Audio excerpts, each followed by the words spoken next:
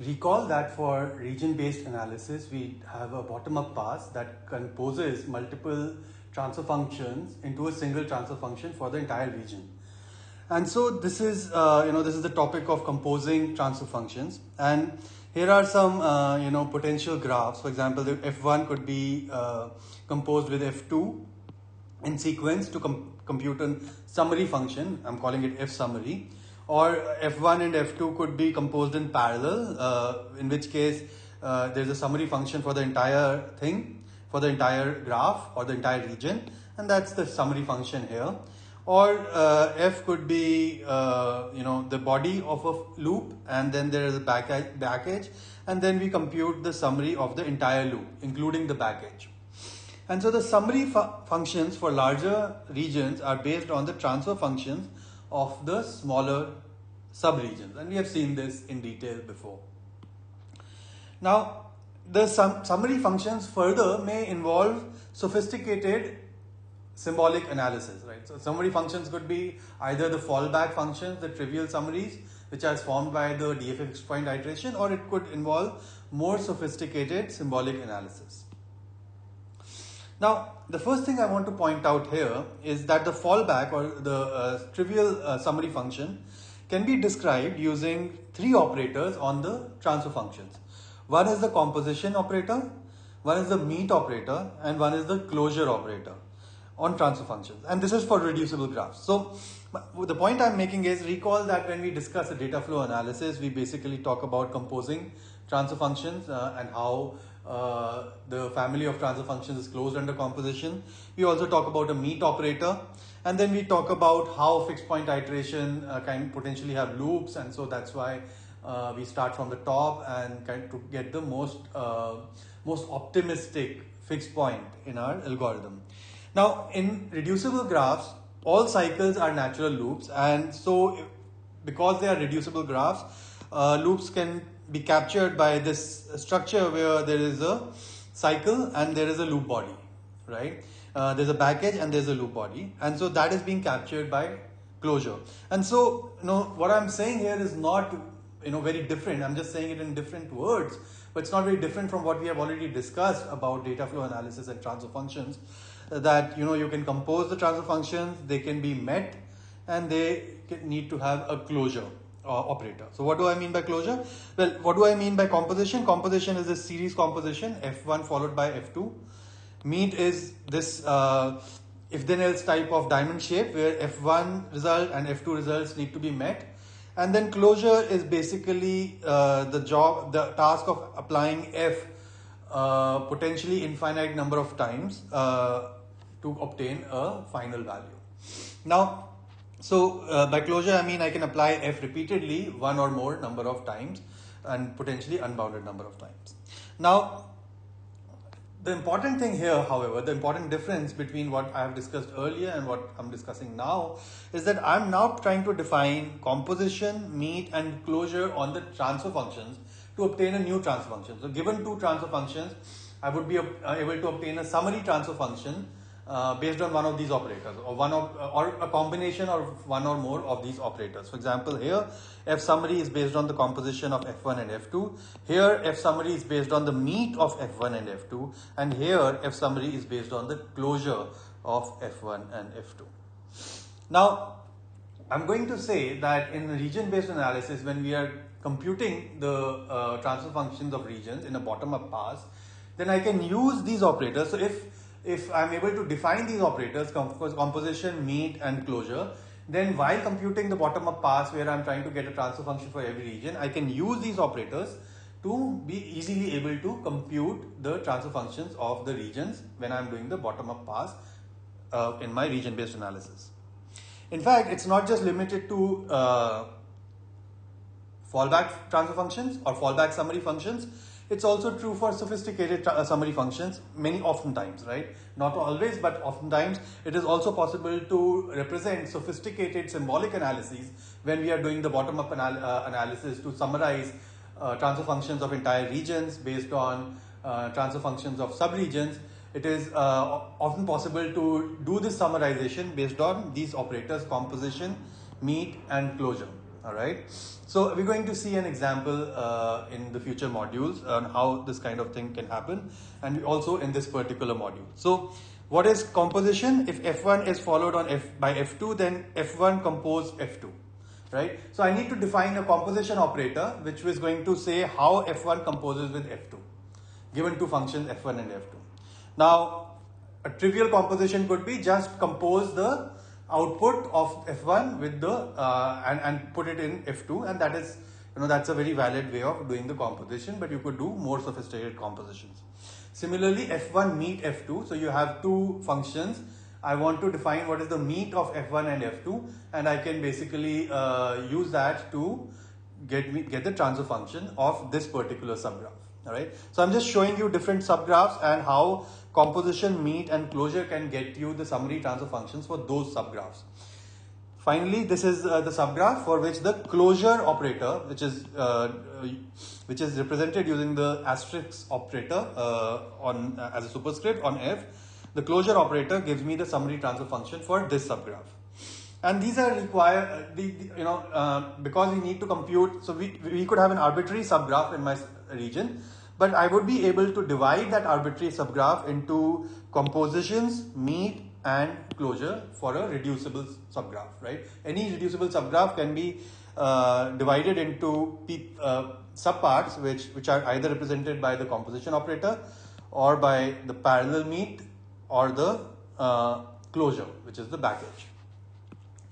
Okay, so here is an example. Let me take the example of constant propagation, and let's say I have I'm talking about composition here, right? So F1, F2, and I'm interested in the summary.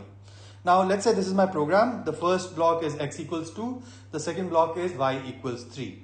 Now F1, which is the transfer function, the first block is just whatever is in, just union that with x comma 2 or x colon 2, which means x is going to have the constant value 2, and that's the constant propagation value, and you just add that, union that with the set in, and that's the transfer function.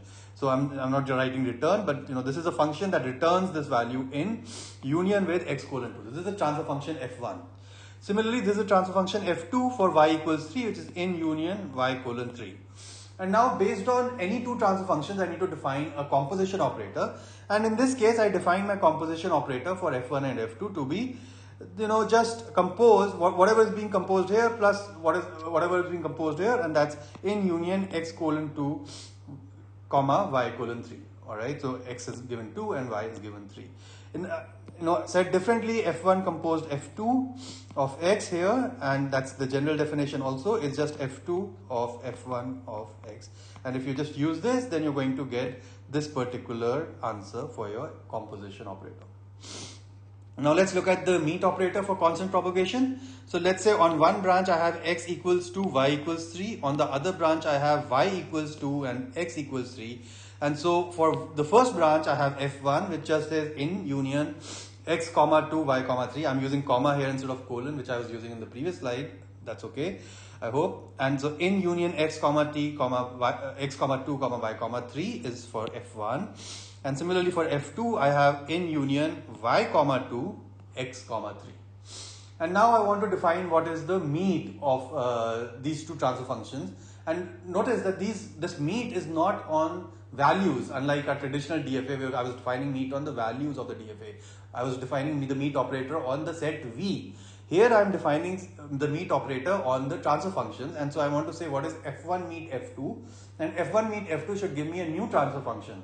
All right, and so I say F1 meet F2 of in, and in this case I just use a trivial definition, which is F1 in meet of F2 in.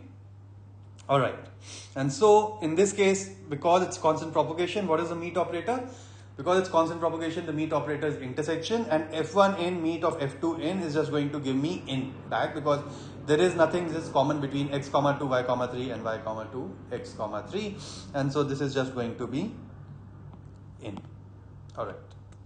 Now let's take another example where we are going to do the closure operator. All right, so this is my subgraph and I have the transfer function f, and let's say f in is f has some body, and let the body, let's say, basically increments x by 1 until, and then there is a condition which says if n is if x is not equal to n, then repeat it, or otherwise just return whatever is n. So I increment x by 1. So think about it. It's the graph looks something like this. It says if, all right, let me just write the program. It says if x is not equal to n, x equals x plus 1. So let's say this is my code for f. And so the corresponding transfer function is if in x, which is so in the case of available expressions, the input is the map. So if the input maps x to a value which is not equal to n, then I just increment x. And so I'm using this x becomes in x plus 1, and I update this mapping. So this is the updation. This is the updation on n. Alright, so I get a new map on in, and I get a new map. This is my new map which has everything that in had plus this extra mapping, replacing any or previous mappings for x, which has x getting in x plus 1. So whatever was in x plus 1 is basically the new mapping. And if in x was not equal to n, I just return the original map in. And so this is how I will define the transfer function for a available expression pass. Now, if I want to define the closure of this particular transfer function, I have multiple options. So when I'm defining closures or meets, I have some freedom in what I want to do. In this case, I could do the fallback closure, in which case I could just say, oh, if I see this and then I have to apply this multiple times, that's almost like saying I don't really know what x is going to be after an arbitrary number of iterations of the loop, or until the loop exits. And so I'm just going to say in updated with x to bottom, right? So this is basically just going to set x to bottom in and return the corresponding map. So this is the fallback closure. Now I could have made this more precise if I wanted to have a symbolic analysis, and that's what we really started as a motivation for region-based analysis. I could do a more precise symbolic closure for f, which is f star, in which case I would update x to max of in x comma n. So it's basically saying that, look, whatever was the input value of x at before the first iteration of loop, if that was less than n, then I'm going to come out with a value equal to n, because I'm going to keep incrementing until I reach n. But if it was greater than n, then I'm not going to enter the loop even once, and so I'm going to return that value in x. And so for doing this kind of analysis, I would probably have a symbolic analysis. And so that's how my closure would be defined in this case. And so this is my symbolic closure function for f. And that just says that I return in updated such that x is now mapped to max of in x comma n. And notice this is where the value of actually having region-based analysis for loop regions is helping out and giving you more precise answers than your fallback analysis, which is the vanilla data flow analysis. And the important point I'm making here is that I can encode this symbolic information or the symbolic operations, these symbolic operations, by defining what the closure should be. So I would define given a function f, how the closure should be constructed. I would have some way of doing that, and based on that, I would be able to implement my symbolic analysis. Now let's take one last example of how we would do, a composition of transfer functions for another data flow analysis that has been expressed using the gen and kill sets. And then in this example, I'm using the example of reaching definitions. Recall that in reaching definitions, we say, transfer function of an input, where input is the set of reaching definitions, is nothing but the definitions that have been generated, union in minus definitions that have been killed. So gen union in minus kill. And so for f1, for statement 1, I may have gen 1 union in minus kill 1. And for f2, I may have gen 2 union in minus kill 2.